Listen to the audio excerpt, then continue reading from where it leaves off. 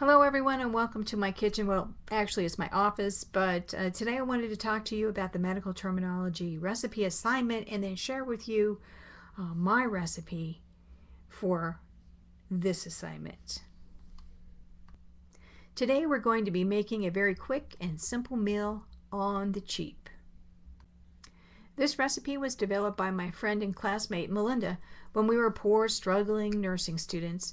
Hence the name and the minimal ingredients. And just so you know, this is the front door of my actual nursing school, and I lived on the 4th floor straight above this entrance. Hemolytic spirochete soup. And let me add that this was considered our main dish for the dinner. Here are the ingredients, and this picture is actually taken in my kitchen today. Tomato soup and rotini pasta. We chose this pasta because of the spiral shape. Prep time for this recipe, only 10 to 15 minutes. So let's break down the title, hemolytic spirochete soup. Heme, of course, is the root word for blood. And of course the connector vowel is O. You know some other words that use this root, such as hemostat, and that's an instrument used to clamp a small vessel and stop the bleeding immediately, or stat, which is the Latin word. There comes from the Latin word to stop bleeding. Hemoglobin, which is the material that's responsible for transporting our oxygen in the blood. Hematology, the study of blood, and we can go on. So the second part of the word or title is lytic.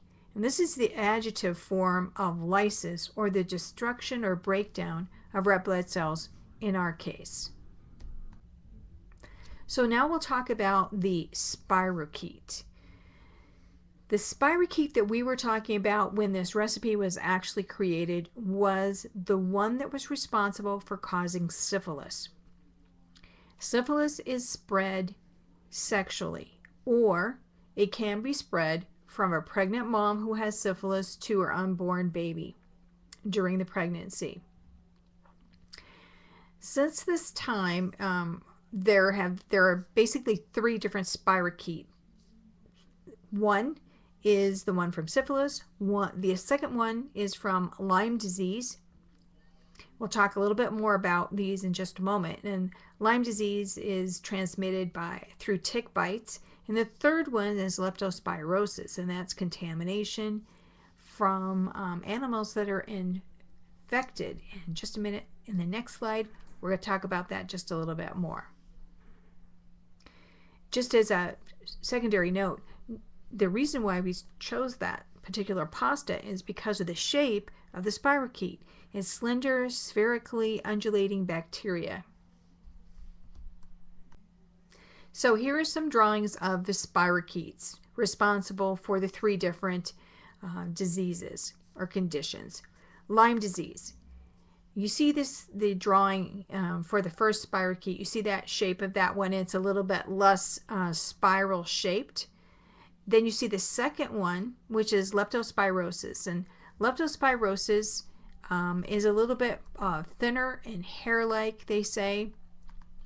And it's called leptospirea, and it's spread through the urine of infected animals, and it can get into the water in the soil, and it can survive there for weeks to months. And many different animals, both wild and domestic, can carry this bacterium, and that can be anything from cattle, pigs, horses, dogs, rodents, and wild animals, specifically monkeys. But per our recipe, we're kind of concentrating more on the third spirochete that causes syphilis. Here are the recipe references that I used, and this is for your use so that in case you want to look up my references, but it's also an example for you to use to write your own reference page. This is APA format, so if you have been doing reference pages using MLA, this is different. You can follow my lead, or you can Google APA and you can find out how to do it accurately. but this is the ones that are actually typed up on the slide are exactly how you're supposed to do APA format, and I'd like you to give it a try. The additional resources are what I found from the CDC, and they are not written exactly as they should be in the format. This is for your own particular use if you'd like to get more information on these diseases caused by the bacterium shaped in spirochetes. Enjoy! I hope you enjoy my recipe, hemolytic spirochete soup. If you'd like to ask me any questions about how to do this assignment, if you want to run by any ideas, you want to talk over the phone, email, or even face-to-face virtually, I'm available to you. You'll get more information on the grading rubric and guidelines on our Moodle page. Enjoy!